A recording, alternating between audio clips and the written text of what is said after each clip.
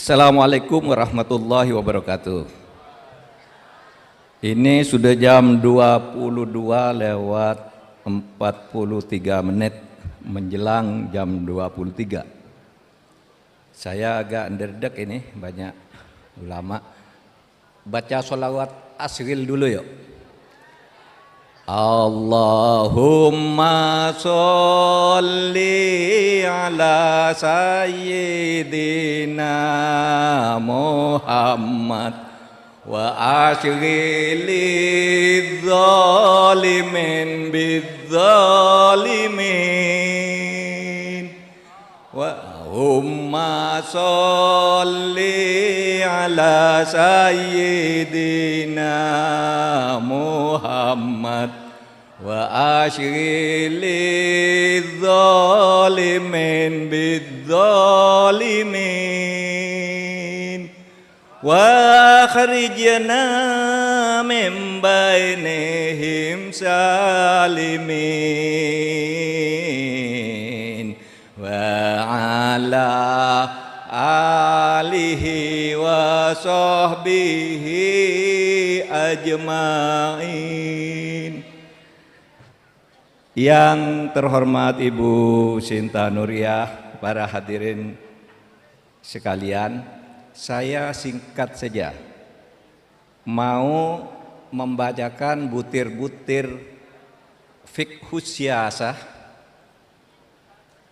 wa fiqhud dusturiyah, yaitu fikih politik dan fikih konstitusi dalam penafsiran saya atas pemikiran dan langkah-langkah Gus Dur. Saudara sekalian, Gus Dur membangun Indonesia dengan demokrasi. Agak aneh bagi sebagian orang. Kok bisa tokoh Islam kok pilihannya demokrasi? Kenapa tidak negara teokrasi Islam? Kenapa tidak khilafah Islamiyah? Saudara sekalian, Gus Dur itu adalah seorang yang sangat jenius. Tindakan-tindakan dan pikiran-pikirannya selalu didasarkan pada kaidah-kaidah fikih atau usul fikih. Sehingga misalnya Gus Dur memilih demokrasi, itu apa dasar fikihnya?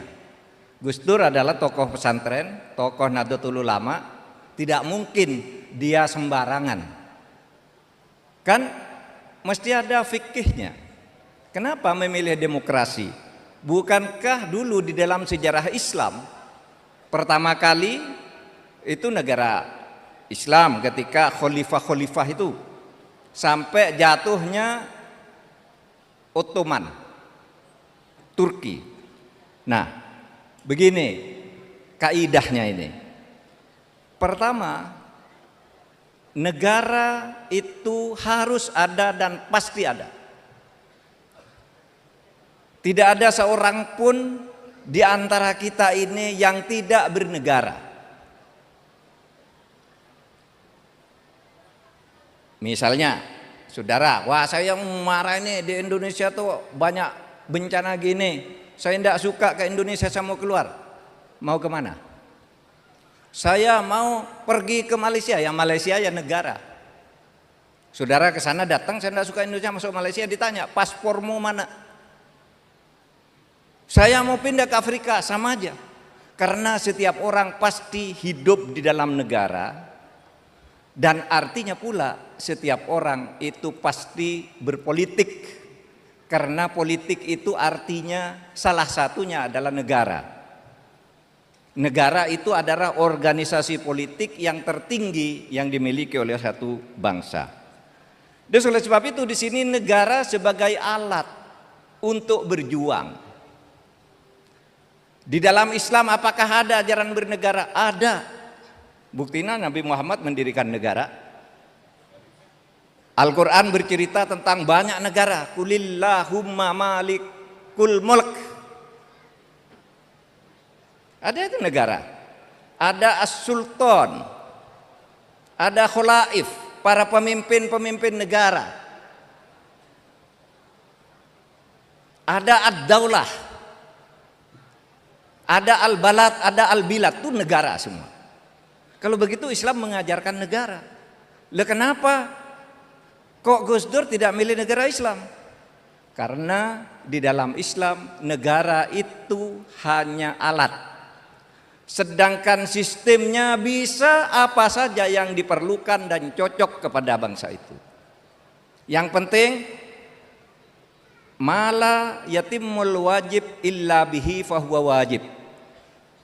Jika sesuatu tidak bisa kamu lakukan, kalau tidak mempunyai atau melakukan sesuatu, maka mempunyai sesuatu itu wajib hukumnya. Jika beribadah tidak bisa kamu lakukan dengan baik, kalau engkau tidak punya negara merdeka, maka punya negara merdeka itu wajib hukumnya. Itu dalilnya. Kenapa? Karena kita ini hidup di dunia adalah beribadah kepada Allah, beramar ma'ruf nahi mungkar, berbuat kebaikan di bumi. Nah, itu harus lewat negara. Nah, oleh sebab itu tadi pertanyaannya, kok Gus Dur milih demokrasi? Karena Islam sendiri hanya mengajarkan prinsip negara tapi tidak mengajarkan sistem bernegara. Tidak ada. Saudara mungkin akan mengatakan, "Loh, Nabi bikin negara. Kan ada hadis, kutinggalkan kepadamu dua hal, yang manakala kamu pedomani, maka kamu akan selamat." Apa dua hal itu? Al-Quran dan As-Sunnah. Berarti kita harus ikut Nabi dan Sunnah Rasul. Tapi coba, apakah saudara mau mendirikan negara seperti Nabi? Tidak bisa. Sistem negara seperti Nabi itu dilarang oleh agama. Kenapa? Karena zaman Nabi itu kepala negaranya Nabi. Sekarang ini tidak ada lagi Nabi. Nabi itu Rasul terakhir. Di zaman Nabi itu legislatif, eksekutif satu tangan. Nabi kepala negara, Nabi ketua pengadilannya, Nabi kepala legislasinya untuk manusia sesudah Tuhan menurunkan wahyu. Oleh sebab itu sistem negara yang dilakukan oleh Nabi tidak boleh kita tiru, tidak bisa, bukan hanya tidak boleh. Karena apa? Karena apa? Karena Rasulullah itu Nabi terakhir. Maka Muhammadun aba ahadim mirrijalikum walakin Rasulillah wa khataman nabiyyin. Tidak akan ada nabi lagi, oleh sebab itu tidak boleh ada negara seperti Nabi. Lalu apa? Di dalam sejarahnya sesudah Nabi wafat, bentuk-bentuk negara itu berubah. Abu Bakar nyebut diri sebagai khalifah. Cara memilihnya adalah musyawarah. Umar menyebut diri sebagai amir, bukan khalifah, Amirul Mukminin. Umar bukan dipilih tapi diangkat. Apa itu? Kalau Abu Bakar agak demokrasi sedikit, Umar itu sudah monarki, pewarisan, udah beda. Dari Rasulullah ke Abu Bakar ke Umar udah beda. Umar ke Utsman pakai ahlul halli wal aqdi, DPR lah, ahwa kalau di NU, beberapa orang terpilih hebat menentukan seorang pemimpin. Sedangkan Ali dibayat lagi oleh rakyat. Dan sekarang ini saudara, ada 57 negara muslim di dunia ini yang negaranya beda-beda. Ada yang demokrasi, ada yang monarki, ada yang federal, ada yang kesatuan, ada yang teokrasi Islam seperti di Pakistan dan macam-macam. Nah, di sini maka dipakai lagi dalilnya, la yunkaru tawayyurul ahkam bitawayiril azman wal amkan wal awaid. Tidak bisa dipungkiri hukum-hukum tata negara, hukum politik dan sebagainya itu berubah dari waktu ke waktu karena perbedaan waktu, perbedaan tempat dan perbedaan budaya. Maka berbagai negara Islam itu mengembangkan negaranya sesuai dengan budayanya masing-masing. Sehingga sekarang kalau saudara katakan negara Islam, beda dong antara Saudi Arabia dengan Uni Emirat Arab. Uni Emirat Arab itu ikut yang Umar. Uni Emirat Arab itu keamiran. Oleh sebab itu Umar disebut Amir, Amirul Mukminin. Nah, saudara, bahwa di dalam negara itu, bernegara itu tidak ada satu sistem tertentu itu bisa dilihat juga dari Piagam Madinah. Ketika Nabi Muhammad pertama kali mendirikan negara, itu yang didirikan negara demokrasi kosmopolit substansinya, meskipun sistemnya itu menjadi negara dengan kekuasaan tunggal karena Rasul yang memegang segalanya. Apa? Jiwa demokrasinya ada di jiwa musyawarah dan kebersamaan, pluralisme. Ketika Nabi bersabda, "Hadza kitab min Muhammadin sallallahu alaihi wasallam bainal mu'minin wal muslimin wa Quraisyin wa Yastrib wa man tabi'ahum falahiqo bihim wa jahada ma'hum." Ini surat proklamasi kemerdekaan dari Muhammad sallallahu alaihi wasallam. Kitab itu proklamasi, bisa tulisan, bisa surat, bisa keputusan. Ketetapan. Ini ketetapan Muhammad Rasulullah bahwa negara ini menyatukan antara orang mukmin dan orang muslim. Orang Quraisy yang datang dari Mekah dan orang Yasrib yang ada di Madinah ini. Waman tabi'ahum, dan seluruh suku-sukunya yang berbeda dengan segala puaknya, falahiqo bihim, menyatakan bersatu, merdeka sebagai sebuah bangsa, mengikatkan diri, wajahada mahum, dan berjuang bersama-sama untuk membentuk pemerintahan dalam tempo yang sesingkat-singkatnya. Sama dengan proklamasi itu. Piagam Madinah itu sama dengan proklamasi. Nah, saudara sekalian, maka dari sudut fikih, demokrasi yang dipilih oleh Gus Dur sebagai jalan perjuangan berdakwah, membangun bangsa dan negara, itu punya dasar-dasarnya yang kuat. Apakah boleh Pak mendirikan negara Islam? Boleh, tapi juga tidak harus. Oleh sebab itu di luar itu ada negara Islam namanya Brunei, ada kerajaan Islam Malaysia, ada kerajaan Islam Arab Saudi, tapi ada republik rakyat Islam juga. Yaitu Mesir, Republik, Maroko, Republik. Jadi macam-macam. Dan itu semuanya boleh, karena bagi Islam yang penting itu al-maqasid asyar'inya saja. Maksud pokoknya apa? Maksud pokoknya adalah kesejahteraan rakyat.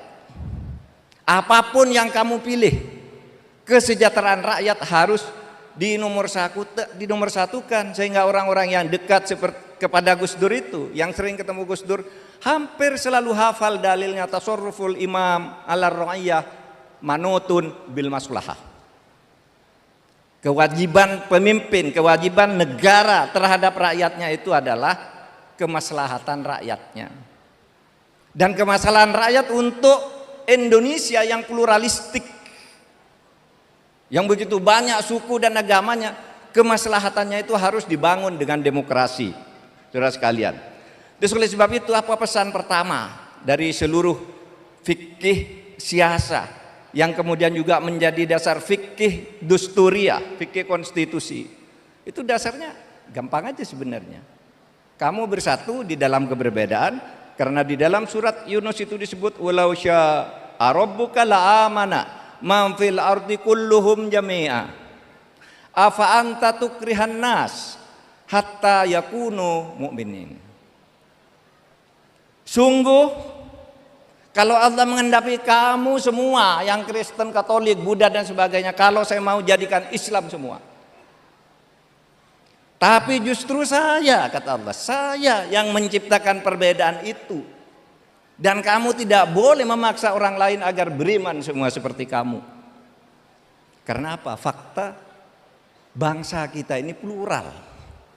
Agamanya saja 5, yang 6 yang resmi disebut. Aliran keyakinan tuh, kepercayaan diakui juga. Cuma tidak disebut satu persatu. Sukunya 1360, bahasa lokalnya 726 bahasa. Kamu harus bersatu.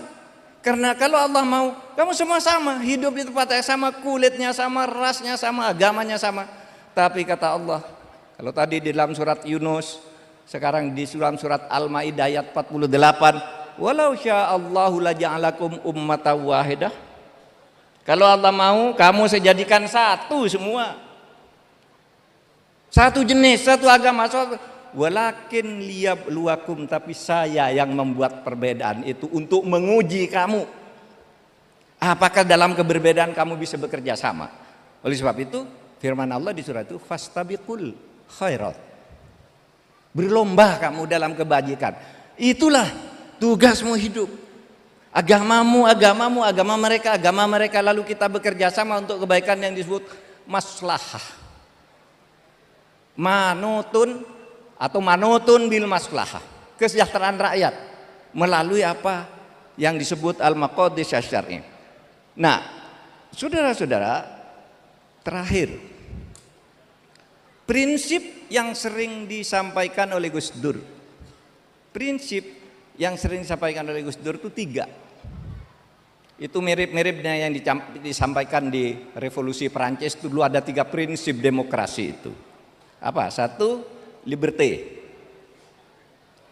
2, égalité. 3, fraternité. Liberté itu kebebasan bagi setiap orang warga negara, punya kebebasan yang sama di dalam negara demokrasi itu. Bahkan bermimpi pun harus bebas. Bercita-cita apapun setiap orang bebas. Ini satu cerita agak lucu nih. Satu saat Gus Dur ikut penataran P4 nih, kata teman-teman seangkatannya nih cerita. Ikut penataran P4, bercerita tentang Indonesia adalah negara demokrasi. Menurut Bung Karno tuh demokrasi ini ceritalah Bung Karno. Gus Dur tidur, biasa tidur Gus Dur. Tidur lalu dibangunkan dia. Gus, bangun. Dengar enggak kamu tadi?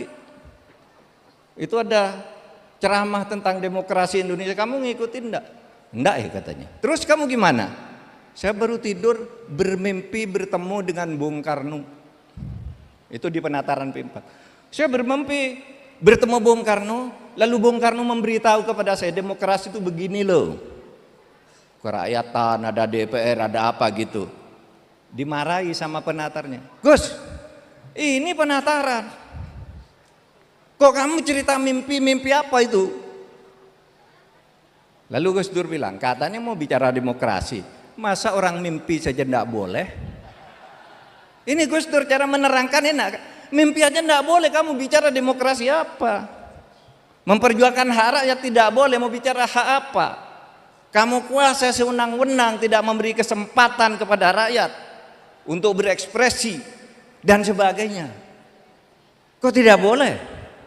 Itulah liberté. Tapi saudara, liberté itu akan merusak kalau tidak dikawal oleh aturan bersama yang disebut hukum dan keadilan. Oleh sebab itu ada égalité. Ya, kesamaan kedudukan di depan hukum dan pemerintahan. Tidak boleh ada diskriminasi. Tidak boleh hanya orang memperjuangkan kelestarian lingkungan hidup lalu dipersekusi, didiskriminasi, dibully, macam-macam, ditakut-takuti, tidak boleh. Kalau terjadi pengadilan, adili dia dengan bebas. Berikan hakim kemerdekaan, turuti putusan hakim. Lalu yang ketiga, fraternity. Fraternity itu artinya apa? Kebahagiaan, persaudaraan, keadilan sosial. Sehingga di situ dalam persaudaraan itu ada kebahagiaan bersama. Itulah yang disebut kesejahteraan. Al-maslahah namanya.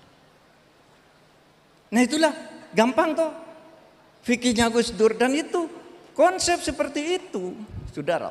Lama zaman Orde Baru dihantam habis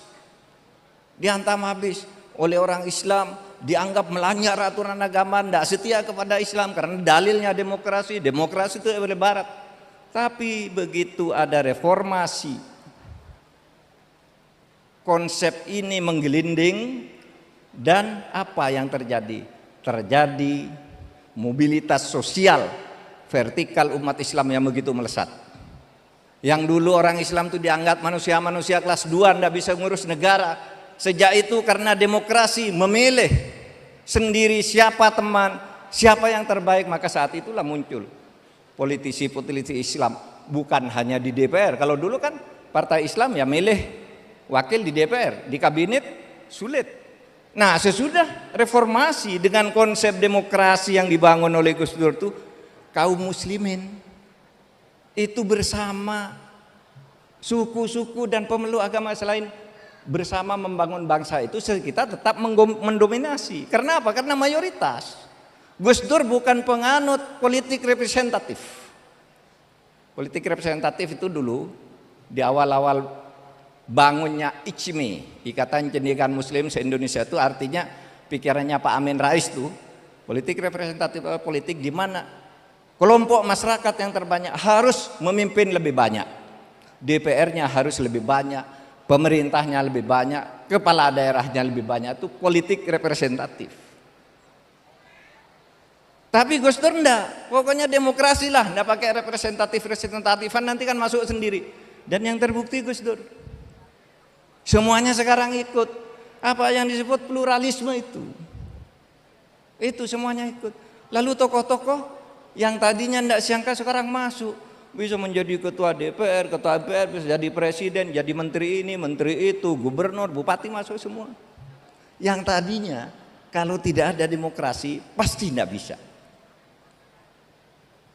Nah, saudara sekalian, demikian keseluruhan dari apa yang saya sampaikan ini, yaitu dasarnya pluralisme. Ada yang mengatakan gini, apa pluralisme itu haram? Enggak. Kalau dalam ilmu pengetahuan tuh ketika bicara sesuatu, kita itu definisinya apa dulu. Kalau pluralisme diartikan semua agama itu benar, ya salah. Pluralisme itu didefinisikan begini, pluralisme adalah kepercayaan bahwa perbedaan itu adalah fakta yang diciptakan oleh Tuhan dan karenanya harus menghormati di dalam perbedaan itu. Itulah pluralisme. Kalau diartikan seperti yang kata Gus Dur ini, menghormati perbedaan itu ciptaan Tuhan sendiri kok, dalilnya jelas. Mau bikin negara Islam kayak apa? Di Al-Quran tidak ada sistemnya. Di Al-Quran tuh sistem demokrasi bisa, sistem teokrasi bisa, sistem monarki bisa. Nabi Muhammad membentuk sistem tertentu tapi tidak bisa ditiru karena beliau nabi. Dan sudah tidak bisa lagi sekarang pemimpin nabi. Kan khotaman nabiin. Sudah habis. Sehingga kita membentuk negara itu berdasar kebudukan waktu, azman wal amkan, tempatnya, sehingga Arab dan Mesir beda, Indonesia dan Maroko beda, Indonesia dan Pakistan beda, karena tempatnya beda, masyarakatnya beda, wal awaid beda-beda. Dan mari kita jaga negara ini dalam satu semangat nasionalisme.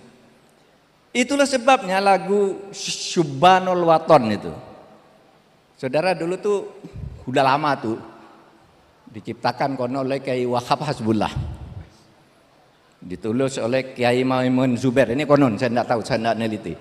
Tetapi yang pasti lagu Syubbanul Waton itu baru mulai muncul sesudah Gus Dur jadi presiden. Sebelum itu tidak pernah dengar. Kalau sekarang kan hafal semua. Ya lal waton, ya lal waton, ya lal waton, gitu kan, hafal semua. Itu apa? Itu adalah wahai tanah airku, wahai tanah airku.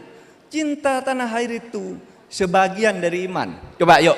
Ya lal waton, ya lal waton, ya lal waton, hubbul waton minal iman, wala takun minal khirman, inhadu ahlal waton, Indonesia biladi, anta unwanul fakhoma, kullu ma ya'tika yauma tomihan yalqa khimama, kullu ma ya'tika yauma tomihan yalqa khimama.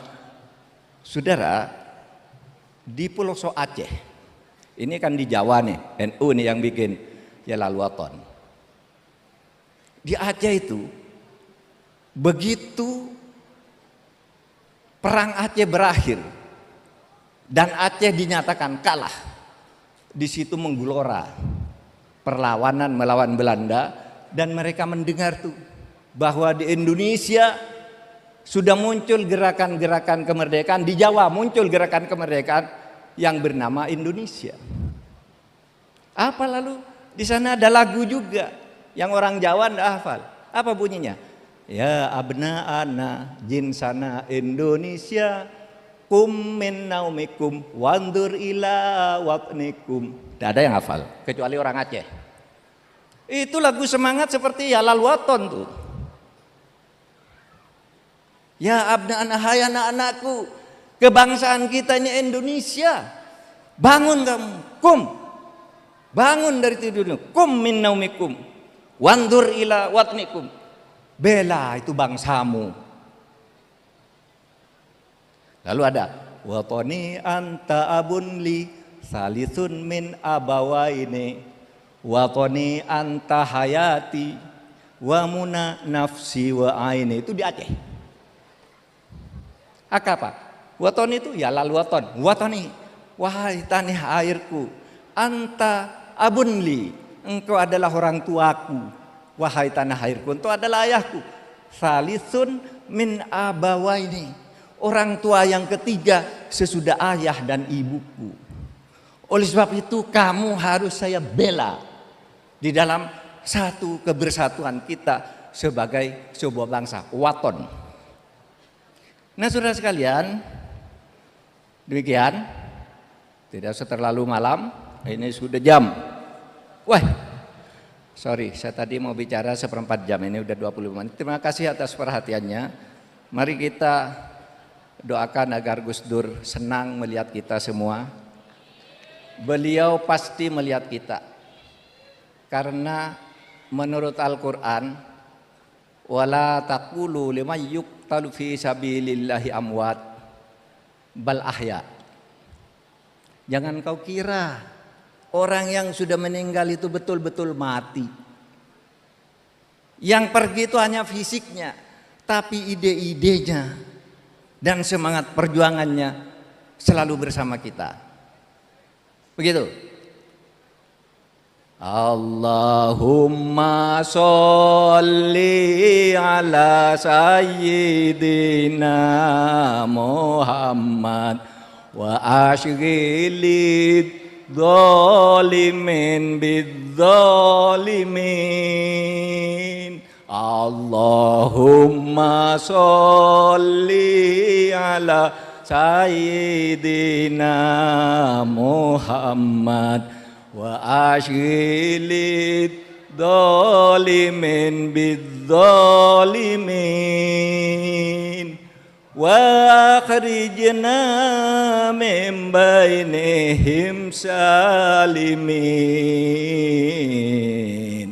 wa ala alihi wa sahbihi ajmain.